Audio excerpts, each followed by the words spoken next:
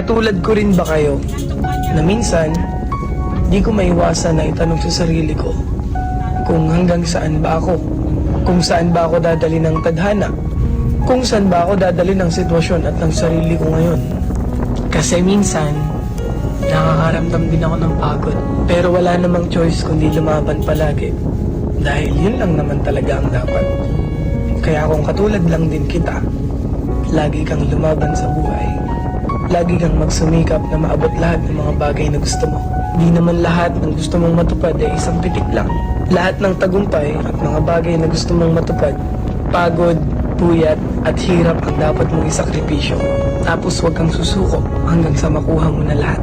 Kaya ikaw, alam kong katulad lang din kita.